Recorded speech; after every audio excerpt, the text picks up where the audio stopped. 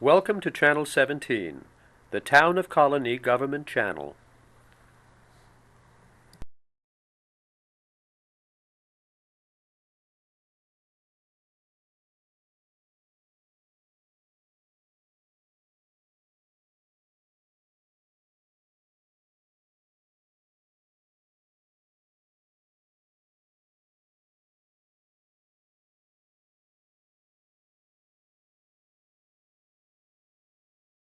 Hi, my name's Rich. I'm a recovering alcoholic, and this is Inside Addiction.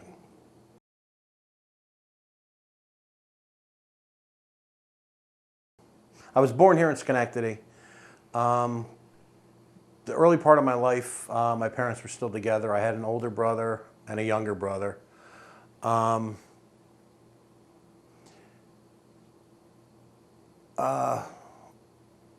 my childhood, I thought, was pretty normal. Grew up in what I thought was a loving home. I don't really remember a lot of my childhood. What I remember is a lot of snapshot memories. They're not really, I'm not 100% sure if they're actual true memories or if it's stuff that I was told. So my memory of my childhood isn't really all that great. My parents split up when I was about, I'd say right around 8 years old. And that's when I found out that my older brother wasn't my mother's son. He was my father's son from his first marriage that I never knew about. And when my mother left my father, she only took myself and my younger brother with her, and that was extremely traumatic for me. From that point on, I really didn't feel as though I'd fit anywhere in my family. Growing up after my parents split up, I always heard that from my father's side of the family, I was just like my mother, and I knew they didn't like my mother. And they would always say, everybody would be better off, your mother was dead. So right then and there, I thought they wanted me dead. And I got the same kind of information from my mother's family. They would say, I'm just like my father, your father's no good, you're this, you're that. And so again, I thought that I was no good and that nobody wanted me around. So I really didn't feel as though I belonged anywhere. As far as school, I guess I was an average student, nothing special, nothing spectacular, and carried that on through a lot of my life. As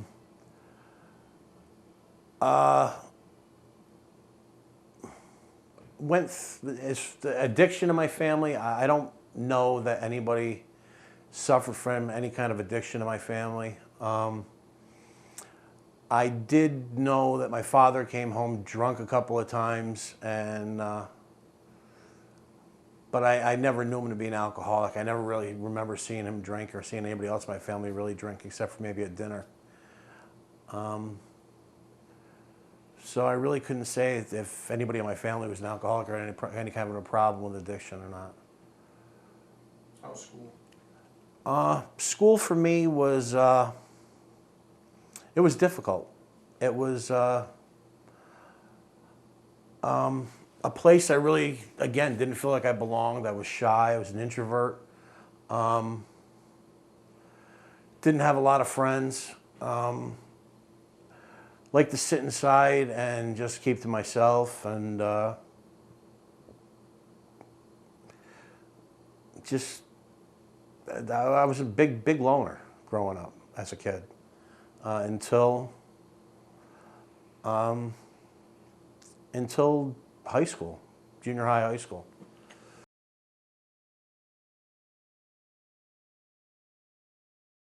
First time I had alcohol, I was about, I think, maybe 12, 13. My mother was a bartender at a bar in Schenectady, and every once in a while, she'd have a drink at home, and I'd take one from her, have a couple sips out of it or whatever.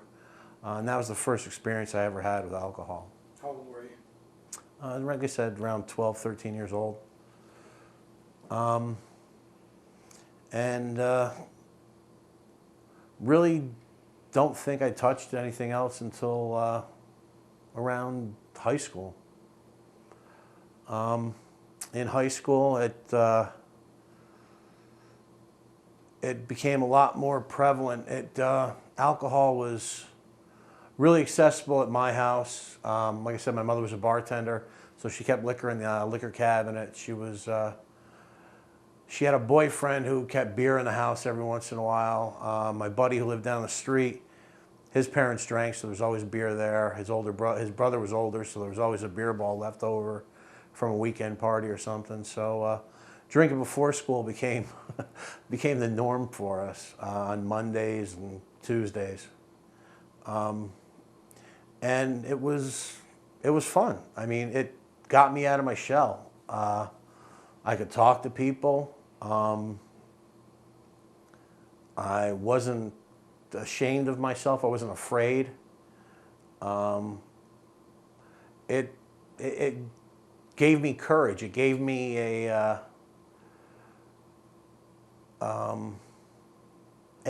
just like the way it felt. It gave me the things that I didn't have within myself: the courage, the ability to speak, not really caring. It was a great feeling at the time.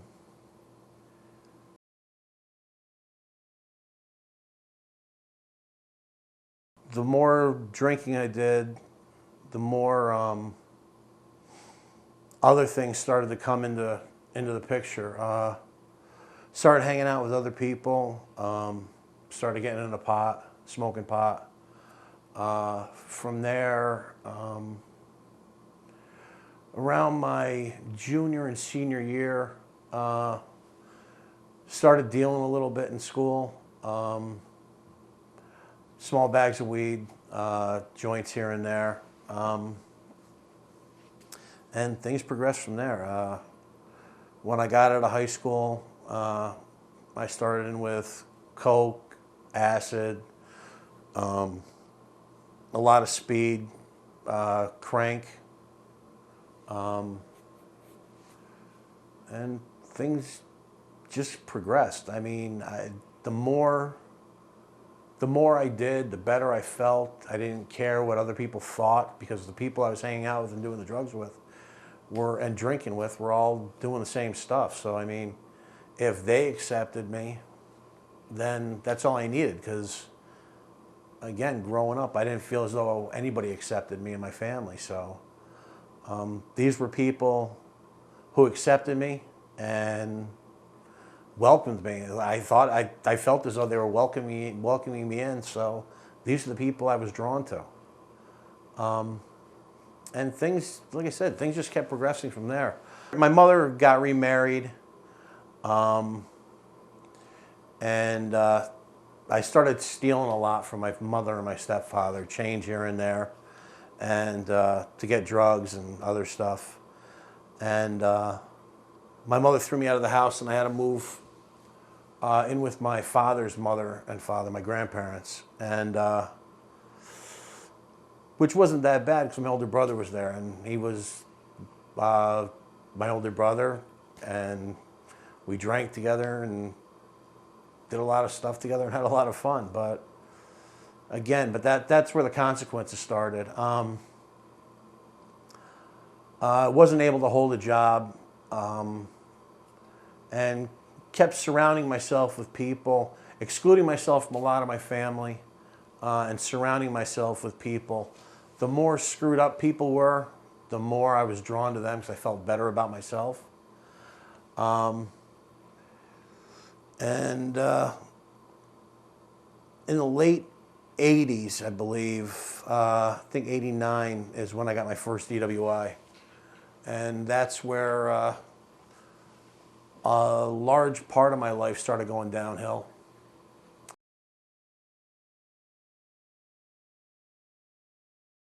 Out with an ex-girlfriend and a buddy of mine. I was drinking pretty heavily before we went to my girlfriend's house at the time, and we were supposed to be going to a bar on Cobleskill, and drove to the bar, drank heavily at the bar, and when we left the bar, my girlfriend was tired.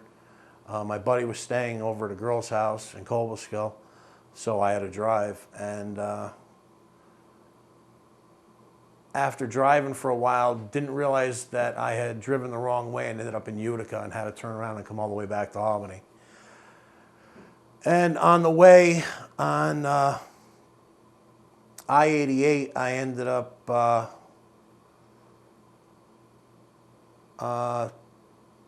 slipping on what I thought was black ice, going off the road and T-boning a guardrail and totaling the car, pinning my girlfriend underneath the dashboard. And it was a pretty bad accident. And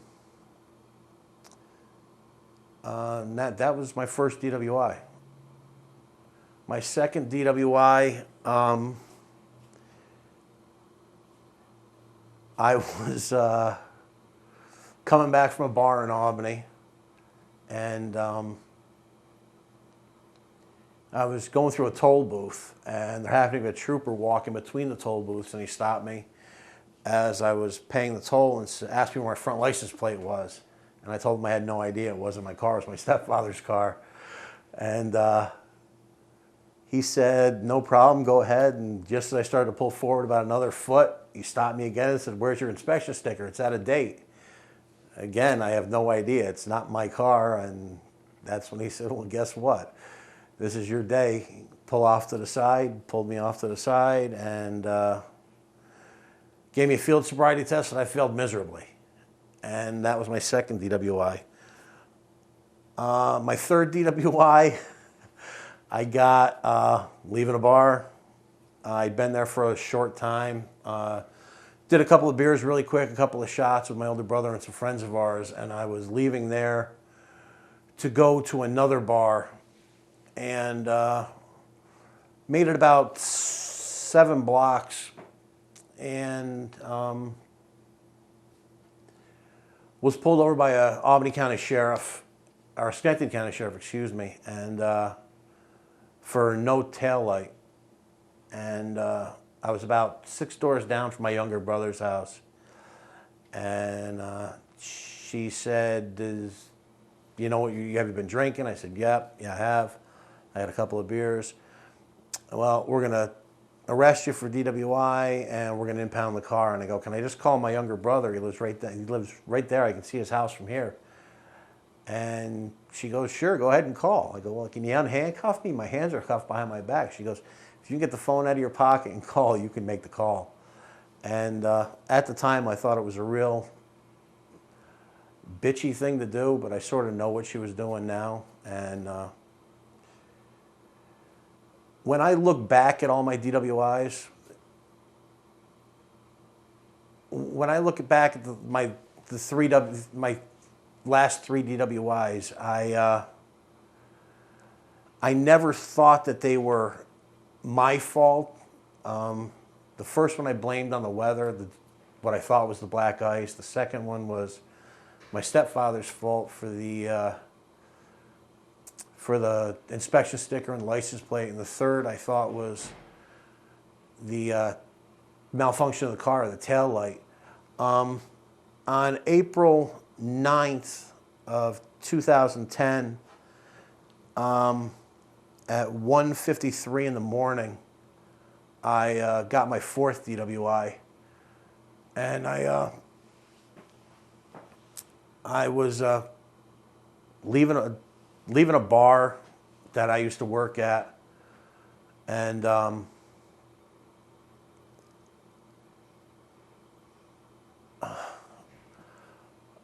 dropped my cell phone as I was trying to make a turn on to an on-ramp to get on the Northway, and I rolled my truck twice, and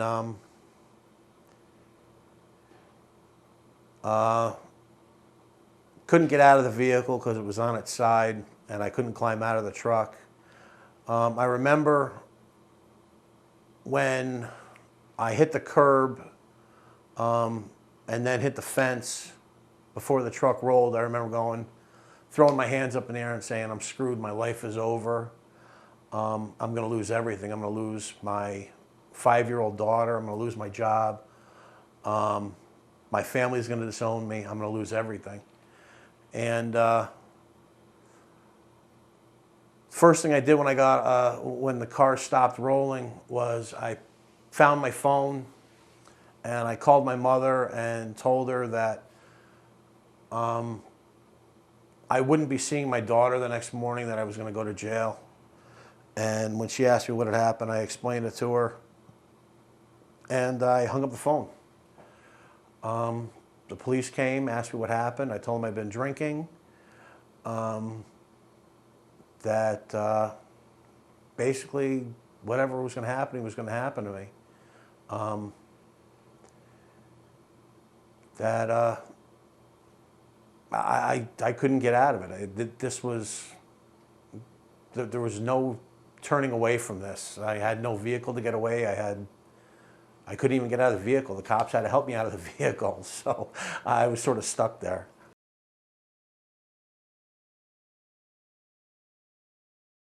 That was my bottom, but I didn't realize it, I don't think, until about 11, 12 o'clock that morning. After the cops, I had to be taken to the hospital because I had some cuts on my arms that needed suturing. And while I was in the hospital in the custody of the police, I told the officers that I planned on taking the gun away from one of them and blowing my brains out. And looking back, I'm glad that I didn't do that. When I was released from the police station that morning, my mother and my daughter came to pick me up, and I had pissed on myself in holding.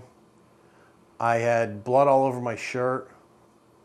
I reeked of alcohol. And my daughter asked me to pick her up and give her a hug, and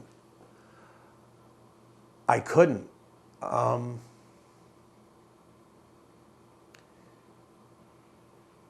Knowing what I had almost done to myself and to my family was the beginning of the end of that part of my life.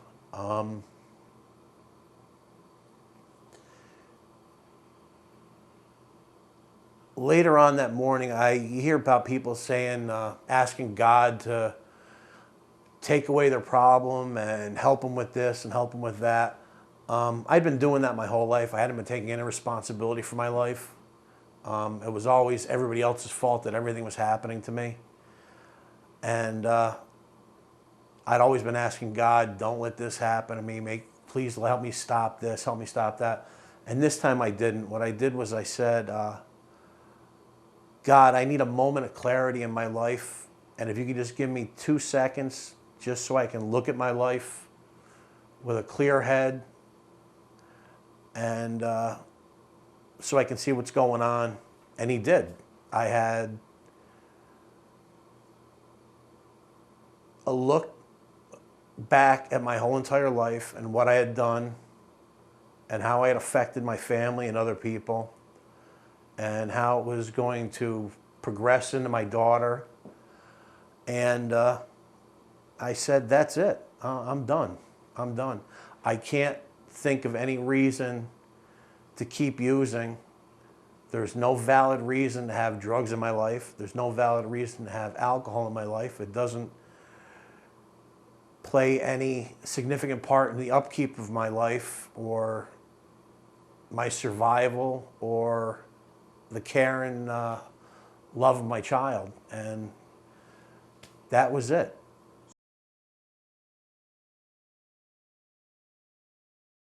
For me,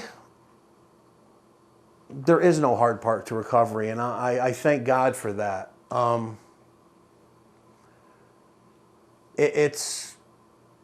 I spent so much of my life hiding from problems and reality and people and the what ifs and the I can'ts.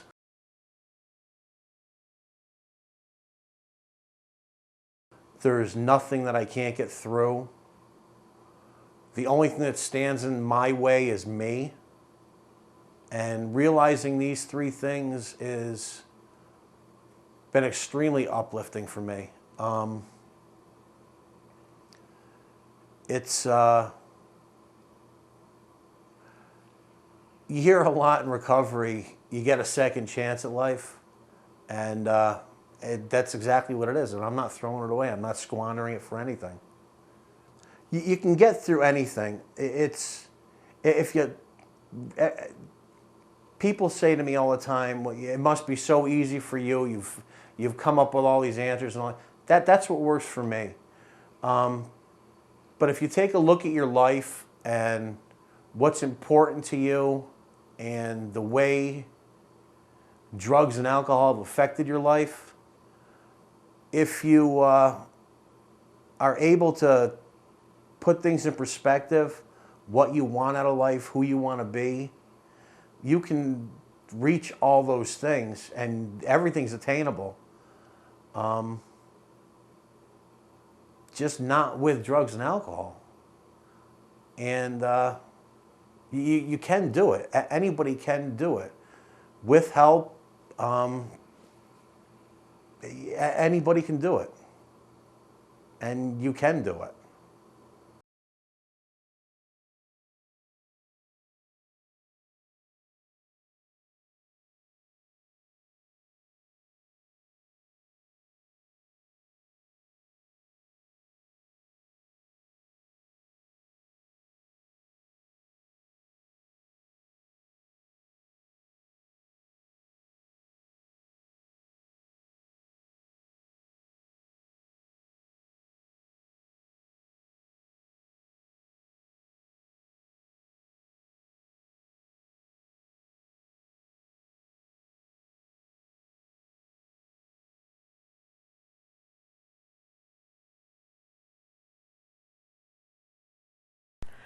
Welcome to Channel 17, the Town of Colonie Government Channel.